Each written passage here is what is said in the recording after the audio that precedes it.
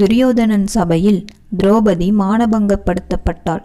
துச்சாதனன் அவள் புடவையை உரியத் தொடங்கினான்.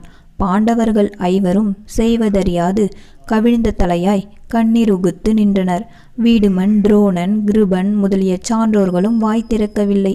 கற்புக்கரசி காந்தாரியோ அஞ்சுடன் 6 ஆகட்டும், அதற்கென்ன, எழுந்து போடி என்பது போல் மூச்சு விடாமல் மௌனமானாள்.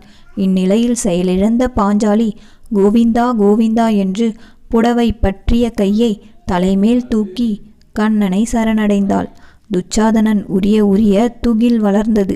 1000 யானை பலம் கொண்ட துச்சாதனன் சோர்ந்து ஓய்ந்து கீழே சாய்ந்தான்.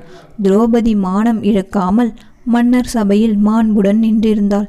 பாஞ்சாலி கூப்பிட்டவுடன் கண்ணன் புடவை சுரந்தானே, ஏன்? இப்படி ஒரு வினா எழுந்தது ஒரு நாட்டுப்புற கலைஞன் மனதில். தன் கற்பனையால் அதற்கு ஒரு காரணம் கண்டுபிடித்தான். இன்னொருவன் வேறொரு காரணம் கற்பித்தான். அந்த இரண்டையுமே காண்போம். ஒரு முறை கண்ணன் கத்தியால் பழமறுத்து கொண்டிருந்தான். அந்த கத்தி கண்ணன் கையில் பலமாக பட்டுவிட்டது. இரத்தம் ஊற்றெடுக்க தொடங்கியது. பலர் அங்கே திரண்டிருந்தனர். கண்ணன் காயம் பட்டதற்கு என்ன செய்யலாம் என்று யாருக்கும் தோன்றவில்லை. வாயினால் தன் அனுதாபத்தை தெரிவித்து கொண்டிருந்தனர். பாஞ்சாலி அவர்களைப் போல் அனுதாபப்படவில்லை. ராஜபத்தினியாகிய அவள் புது பட்டுப்புடவை கட்டியிருந்தாள். உடனே அப்புடவையில் ஒரு பகுதியை கிழித்து தண்ணீரில் நனைத்து கண்ணன் கையில் கட்டுப்போட்டாள். கை காயம் உடனே ஆறிவிட்டது. உடனே எப்படி ஆறும்? கண்ணன் அங்கிருந்தவர்களின் மனநிலையை சோதிக்கத்தானே கையில் காயம் ஏற்படுத்தி கொண்டான். எல்லோரும் உதவ முன்வராத நிலையில் பாஞ்சாலிதானே பட்டு சேலை என்று பாராமல் கிழித்து கட்டினாள். பாஞ்சாலி செய்த உதவிக்கு எப்படி கைமாறு செய்வது என்று நெடுநாளாக காத்திருந்தான் கண்ணன்.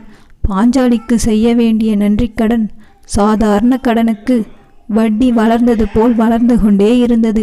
அந்த நன்றிக்கடன் தீர்க்கும் வாய்ப்பு துரியோதனன் சபையில் வாய்ந்தது.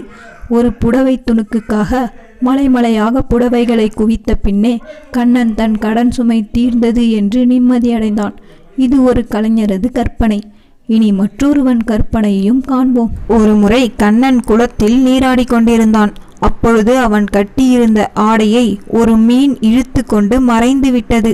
ஆடை இல்லாமல் கண்ணன் கரையேறுவது எப்படி? கரையேறினாலும் வீடு வரை செல்வது எப்படி?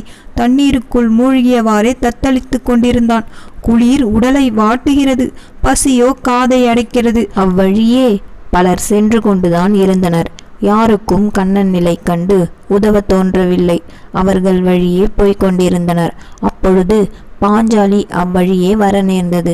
கண்ணன் நீரில் தத்தளிப்பதை பார்த்தாள். அவன் கரை ஏறாமைக்குரிய காரணத்தையும் உயர்த்து உணர்ந்து கொண்டாள். உடனே தன் அணிந்திருந்த விலையுயர்ந்த பட்டு சேலையில் ஒரு பகுதியை கிழித்து கண்ணனிடம் வீசினாள். கண்ணன் அதை உடுத்து கொண்டு கரையேறினான். காலத்தினால் செய்த பாஞ்சாலியின் உதவி நாளத்தின் மான பெரிதனாயிற்றே. இந்த நன்றிக்கடன் வட்டி போல் வளர்ந்து கொண்டே இருந்தது. இக்கடனை தீர்க்கும் வாய்ப்பை எதிர்நோக்கியிருந்தான். அந்த வாய்ப்பை துரியோதனன் உண்டாக்கி தந்தான். கண்ணன் தன் கடனை தீர்க்க அந்த வாய்ப்பை பயன்படுத்தி கொண்டான். இந்த கதை உங்களுக்கு பிடிச்சிருந்ததுன்னா மறக்காம நம்ம சேனலை சப்ஸ்கிரைப் பண்ணிக்கோங்க. தேங்க்யூ.